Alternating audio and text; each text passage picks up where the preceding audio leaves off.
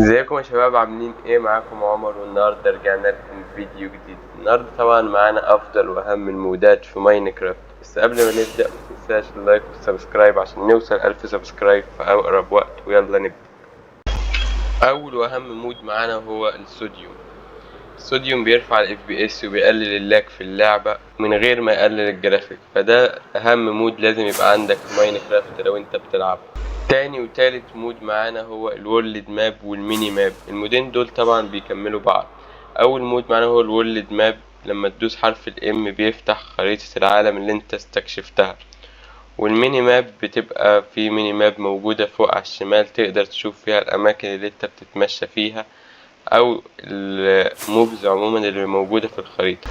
رابع مود معانا هو الجاست انف ايتمز. هنا بيحط كل الايتمز بتاعت ماينكرافت، ولو دوست على اي واحد هيوريك هي بتتصنع ازاي.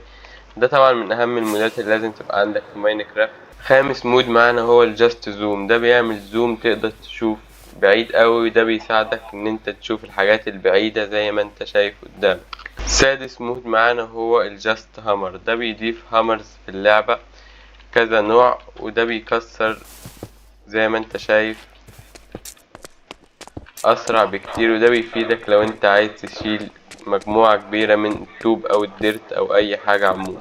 المود السابع معانا هو الفين ماينر. المود ده بيخليك تكسر كله مرة واحدة بدل ما تكسره واحدة واحدة زي العادي. طبعا المود ده مفيد جدا ومهم وبيخلي اللعبة اسرع.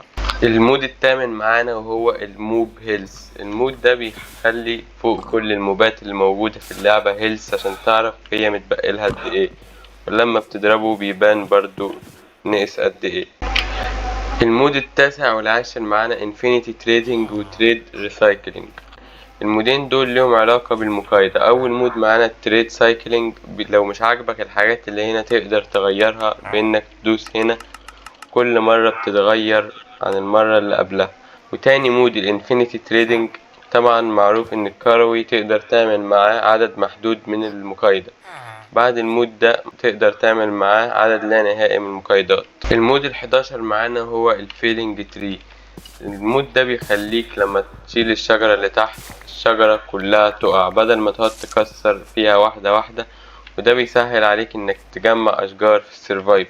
المود ال12 معانا هو الستاك ايبل. المود ده بيخلي الحاجات اللي متقدرش تعمل منها ستاك زي السرير او الكتاب او المركب تقدر تخليها ستاك وتجمعها كلها مرة واحدة زي ما انت شايف قدامك. المود ال13 معانا هو الكونتينيوتي. المود ده بيخلي مفيش فرق بين بلوكات الازاز وباقي البلوكات زي ما انت شايف قدامك. ده بيخلي اللعبة شكلها احسن بكتير. طبعا كده مش بنبقي معانا غير 7 مودات، هسيبهم قدامك بعدين هقولك ايه فايدتهم.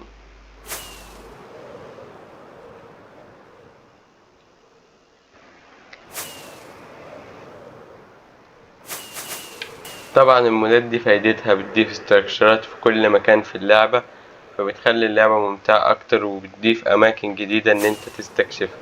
وبس كده يا شباب، دي نهاية الفيديو. اتمنى الفيديو يكون عجبكم، واللي عايز ينزل المودات دي سايب لكم لينك الموقع في الديسكريبشن. وبس كده، سلام.